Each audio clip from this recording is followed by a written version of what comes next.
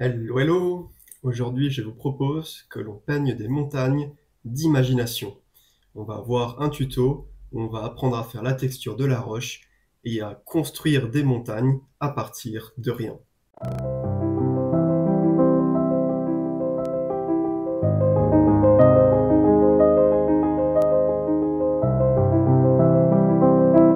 Alors, pour faire des montagnes, vous allez voir que c'est relativement simple. Là, c'est un tuto, hein, donc je ne vais pas faire une œuvre d'art, je vais juste vous montrer la technique. Donc la technique ressemble assez à ce qu'on a fait pour les rochers il y a un an en fait. Vous pouvez aller revoir ou voir la vidéo. C'est la première vidéo de la chaîne qui a un peu marché. Donc on va faire des espèces de triangles, voilà, comme on fait quand on est enfant. Des petites montagnes. Et on va s'arrêter là, je vais en faire que 3, on pourrait faire beaucoup plus détaillé. Et je vais juste faire ça et ça au premier plan. Ensuite, comme pour les rochers, on va séparer grossièrement nos montagnes pour leur donner un peu de relief, un premier relief. Voilà, je vais juste faire des petits traits un peu au hasard. Et une dernière chose, c'est que je vais un peu délimiter la neige. Voilà. Juste pour donner un repère. Alors, je vais commencer par faire un ciel rapide, c'est pas vraiment le sujet des montagnes, mais il faut quand même le faire parce que ça va contraster du coup avec les zones enneigées qui resteront blanches. Donc je vais pas me prendre la tête, je vais juste faire un avis super rapide avec de l'outre-mer. En faisant attention du coup à bien laisser les zones de neige blanche. Là c'est un tuto, c'est un entraînement, hein, donc je fais ça sur un papier cellulose. C'est pas l'idéal pour les lavis, là pour le ciel, comme vous le voyez. Mais les montagnes seront en sec sur sec principalement, avec quelques effets de bord perdu. Donc c'est pas vraiment un problème de ne pas avoir un papier top qualité. Voilà, je vais juste faire ça rapidement, c'est pas grave si c'est pas homogène. Vous voyez que le papier est vraiment pas terrible. Ensuite, je vais faire le premier plan. Encore une fois, on fait tout ce qu'il y a autour des montagnes avant de les faire. Je vais faire un premier plan assez foncé avec de la terre de sienne et du noir.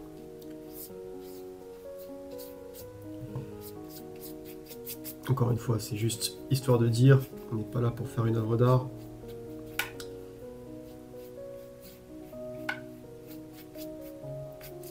Assez foncé, histoire que ça attire quand même un peu l'œil. J'avais tracé ça comme ça. On reviendra ensuite éventuellement. Bon, et donc là, on va rentrer dans le vif du sujet, dans le vif du tuto, qui sont les montagnes. Comment est-ce qu'on fait des montagnes? On va utiliser la technique dite sec sur sec. Donc ça consiste à utiliser un pinceau avec du pigment, mais très peu d'eau. Comment est-ce qu'on fait ça? On va d'abord tremper son pinceau dans l'eau. Ensuite, je vais essuyer mon pinceau délicatement sur l'éponge. Vous pouvez utiliser un chiffon si vous n'avez pas d'éponge. Et ensuite, je vais passer mon pinceau dans ma couleur. Je vais prendre un noir avec de l'outre-mer, histoire que ça fasse un noir un peu bleuté, que ce soit moins tristoun que juste un noir. Voilà, j'ai bien trempé tout mon pinceau, tout le corps du pinceau dans le pigment. Et ensuite, je vais tapoter le pinceau sur l'éponge pour éliminer vraiment le surplus d'eau. Donc là, j'ai un pinceau avec très peu d'eau. À l'aquarelle, en général, on ne veut pas ça. Voilà. Mais pour les effets qu'on veut faire, ça va bien fonctionner. Donc, pour ces effets-là, vous tenez votre pinceau pas près de la pointe, mais de manière assez libre, plus loin. Ok? Je vais tenir comme ça. Et on ne veut pas peindre avec la pointe, on veut peindre avec le corps du pinceau. Si je peins avec la pointe, j'aurai une ligne assez continue quand même. Si je peins avec le corps du pinceau, en frottant le pinceau comme ça, vous voyez, on crée des lignes discontinues. Alors si jamais j'ai le pinceau trop horizontal, il ne va rien se passer. Donc il faut trouver un bon équilibre entre quelque chose de trop vertical sur la pointe qui ne vous donne pas d'effet de texture, et quelque chose de trop horizontal qui ne vous donne rien du tout. Donc je vais commencer par faire ces petits effets. Donc là j'ai fait cette montagne, je vais un peu changer la couleur pour celle à l'arrière-plan. Mais sinon, même technique. Je fais un premier passage comme ça avec des effets de sec sur sec. On va faire quelque chose, je sais pas, d'un peu plus... Ouais, le même bleu-noir pour la montagne ici. Peu importe en réalité. J'enlève bien le surplus d'humidité.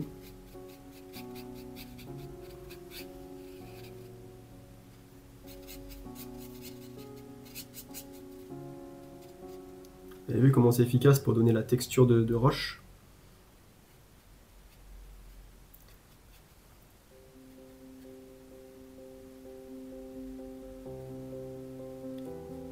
Je vais même un peu m'aventurer dans la neige. Donc ça, c'était la première étape. La deuxième étape, ça va être d'improviser un petit peu. Vraiment, faut pas se prendre la tête, faut y aller, faut se faire confiance et s'amuser. On va simplement créer du relief. Donc, comment je vais faire ça? Je vais passer mon pinceau en descendant comme ça dans la texture que j'ai déjà créée et en insistant à quelques endroits, ce qui va donner des ombres. Alors, je peux vous montrer ici par exemple. Je vais faire une bande comme ça. Et ce que je peux faire, c'est prendre un autre pinceau, l'humidifier, enlever l'excédent d'eau sur le verre, enlever l'excédent d'eau avec les doigts. Mais il reste quand même un peu d'eau, plus que si j'avais tapoté sur l'éponge. Et ensuite, je peux venir tirer la couleur comme ça, sur un côté, histoire de créer plus de variations. Et là, je vais vraiment m'amuser à faire comme ça des petites bandes et à en fondre une partie dans l'humide.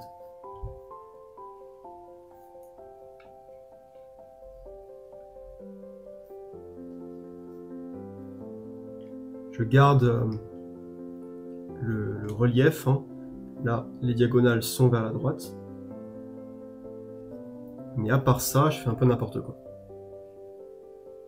Et ensuite, ça va être beaucoup d'improvisation.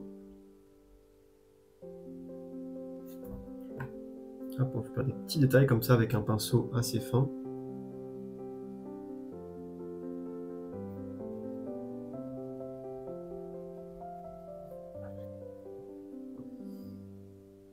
Et là, je vais dire que la lumière vient de la droite, donc toutes les faces à gauche vont être un peu plus sombres. Mais comme c'est de la neige, je vais utiliser un bleu un peu métallique. Voilà, quelque chose comme ça.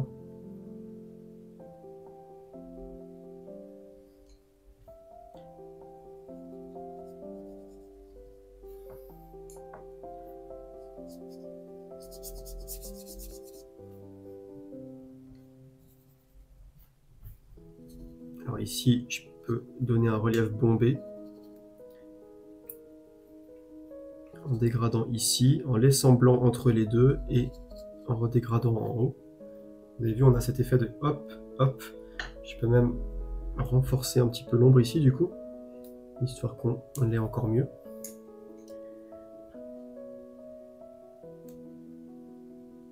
En fait, c'est ça qui est assez magique avec les montagnes comme ça, c'est que là, j'ai pas de référence, hein.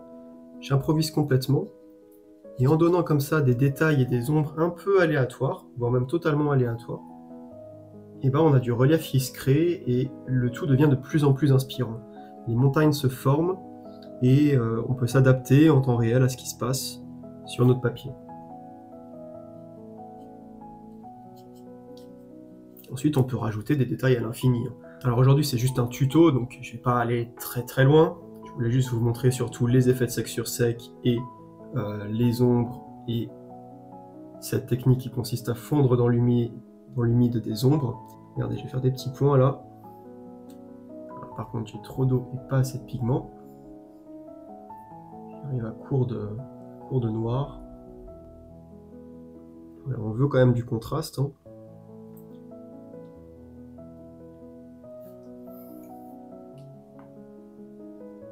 Là, on va venir fondre tout ça dans l'humide pour donner un joli effet de volume. Voilà, je peux le remontrer ici par exemple. Et hop, là on va venir colorier tout ça dans l'humide.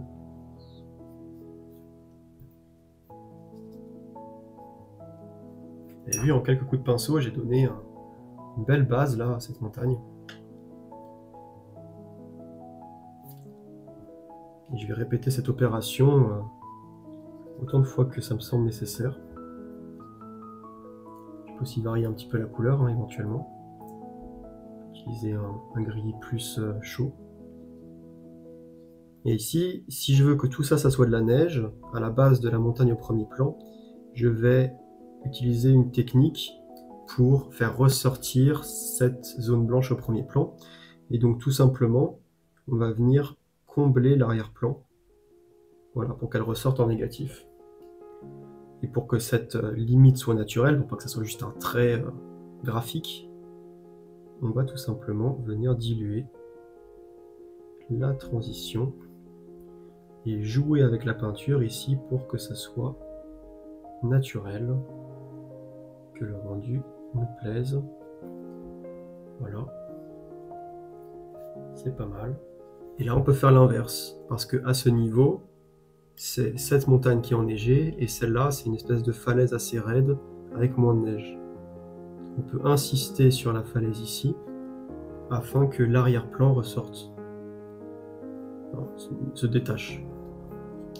Voilà. Je peux aussi faire des effets de sec sur sec avec ce petit pinceau, bien sûr. Et comme cette face, même si elle est enneigée éventuellement, elle est dans l'ombre, on peut venir passer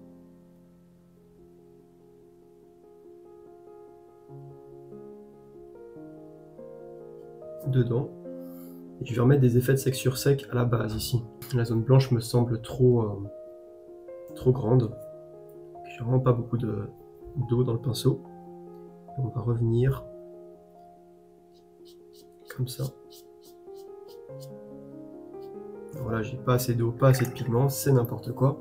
Et surtout là, la zone est un peu petite, donc je vais utiliser le petit pinceau. Hop.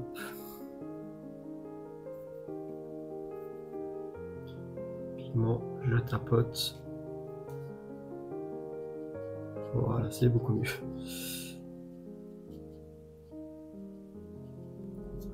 Cool, je vais en rajouter là. Vous voyez que c'est intéressant de varier aussi la couleur.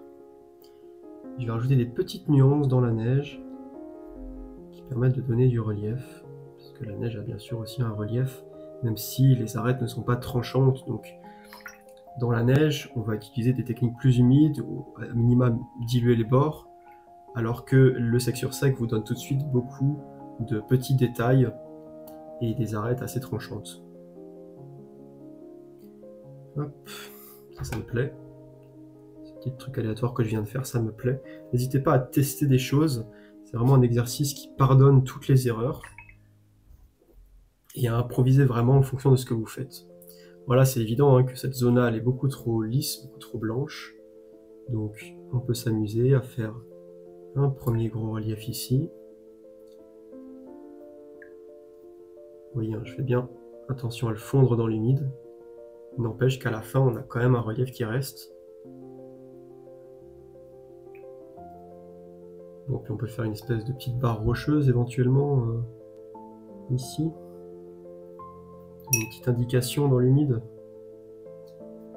On peut faire ce qu'on veut et le paysage sans référence se construit, s'invente sous nos yeux.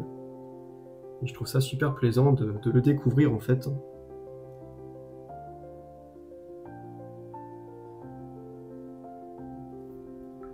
Hop, là aussi je renforce le contraste pour que la première montagne ressorte plus. Voilà. Je vais encore renforcer le contraste en rajoutant des petites touches dans l'humide et en tirer comme ça. Et vous voyez que je ne cherche pas forcément à tout effacer, à faire des transitions hyper douces. Et enfin, on va faire celle-ci. Même chose, je fais une petite tache vraiment aléatoire dans la neige et j'adoucis les bords. Puis on va rajouter un peu de rocher ici. Là on va tapoter comme ça, super. Et on est déjà pas mal en réalité, hein. Je sais pas ce que vous en pensez. On peut vraiment faire des belles choses en faisant un peu n'importe quoi et en s'amusant. Je trouve que là c'est pas très clair, hein. La transition entre cette montagne et cette montagne, le contraste n'est pas assez fort. Je vais essayer de remédier à ça. en passant derrière. Il faut quand même avoir un peu de pigment sur le pinceau. Alors, ne pas hésiter à bien contraster et à avoir beaucoup de pigment. Vous voyez, j'y vais en mode bourrin, hein. Je fais des gros traits, mais vous voyez, ça rend bien. Hein. Et vous voyez que là, le but, c'était d'isoler cette face-là, pour qu'elle soit devant cette montagne, ce qui a bien fonctionné. Mais en même temps, vous voyez que par chance, j'ai créé un nouveau relief, parce que là, j'ai une ombre, et là, une partie plus lumineuse. Donc ça veut dire qu'il y a comme une vallée ici. Et là, je peux jouer autour de ça, parce que ça me semble trop régulier, du coup, cette arête, mais je peux la casser. Donc je vais rajouter un relief comme ça qui descend, et là, déjà, j'ai cassé l'arête, en un coup de pinceau. Je peux encore insister. Voilà. On peut rajouter du relief ici. Et après, on peut aussi revenir dans nos bandes de sec sur sec, là. Encore une fois, il faut assez de pigment sur le pinceau. Sinon, on ne fait rien, on pose juste de l'eau. J'ai plus de noir là, donc je vais prendre un mélange de brun vandyk et de bleu de phthalo. Donc on peut revenir dans les zones plus sombres qu'on a créées au hasard. Et on peut s'amuser à repasser, pas tout évidemment, mais quelques endroits. Voilà, sans se prendre la tête, sans même diluer, parce qu'on pourrait, hein, on pourrait rincer le pinceau, l'essuyer avec les doigts, diluer la transition. Pas forcément besoin. Je peux le faire ici, ici. Je peux passer là. J'utilise, contrairement à d'habitude, j'utilise un pinceau assez petit, assez précis. C'est quand même plus facile pour ces détails. Voilà, puis je vais m'arrêter là, parce qu'encore une fois, c'est qu'un tuto. Je pense que vous avez compris la technique, et maintenant, à vous de jouer. À vous d'essayer et de faire vos propres montagnes. Je vous en prie, vraiment, ne faites pas comme moi, ne recopiez pas ce que je viens de faire. Faites ce que vous voulez, délimitez aléatoirement une ligne de montagne et inventez vos propres montagnes, vos propres plans, sans réfléchir, vraiment. Faites des découpages pour donner un peu de relief, et ensuite passez un coup de sec sur sec, regardez ce que ça donne, essayez de voir, ah tiens là, ça me paraît être comme une arête, là c'est comme une ombre qui donne un relief, et venez souligner ces choses-là. Alors j'ai quand même envie de repasser ici. Bon, et évidemment, mon deuxième plan ici, il est complètement nul. Donc, on va essayer d'y remédier. Le premier plan, il faut rester avec des tons chauds si vous voulez que il se détache un petit peu. Alors, pas trop chaud non plus. Ouais. Ouais. Est-ce que j'ai envie de mettre un peu de vert? Non, j'ai pas envie de mettre un peu de vert. On va rester dans des tons bleus, gris. Ouais, ça ira. Quelque chose comme ça, je pense que c'est pas mal. Je vais passer un peu de sec sur sec d'ailleurs. Je peux aussi faire ça avec ce pinceau, même si là c'est un pinceau en soie naturel. C'est un peu moins facile.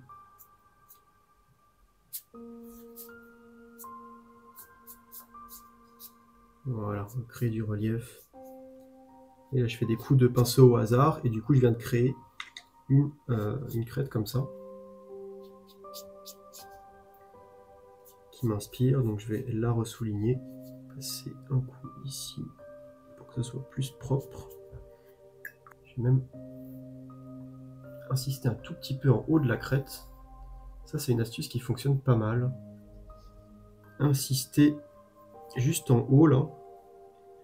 Clac, clac, clac, clac, clac. Vous voyez que ça détache tout de suite. Oups. On peut aussi utiliser le doigt pour les effets de sec sur sec, etc., etc. Alors en me reculant, je trouve que j'ai un peu exagéré. C'est pas grave. On va venir récupérer ça. En fait, ça nuit un peu à l'équilibre parce que les montagnes ne sont pas si sombres, hein. Il y a beaucoup de neige. On va venir effacer un petit peu. Hop. À un moment, il faut s'arrêter. Il faut savoir s'arrêter. Et donc voilà le résultat. Encore une fois, c'est juste un tuto, hein, donc c'est juste pour vous montrer la technique. Ensuite, on peut aller plus loin. et travailler vraiment dans les détails pour donner de plus en plus de réalisme en fait, alors que ça part vraiment de rien, d'une page blanche sur laquelle on a tracé un peu des profils de montagne et on a rajouté des détails aléatoirement en sec sur sec. Et ensuite, on a un peu approfondi les idées que ça a commencé à créer. On a fait travailler notre imaginaire et c'est un exercice que j'aime beaucoup parce que le résultat final est toujours inattendu. Je peux vous montrer d'autres exemples que j'ai faits qui étaient un peu moins heureux. En fait, tout est parti d'une improvisation que j'avais faite un soir où j'avais pas envie de faire une aquarelle très compliquée.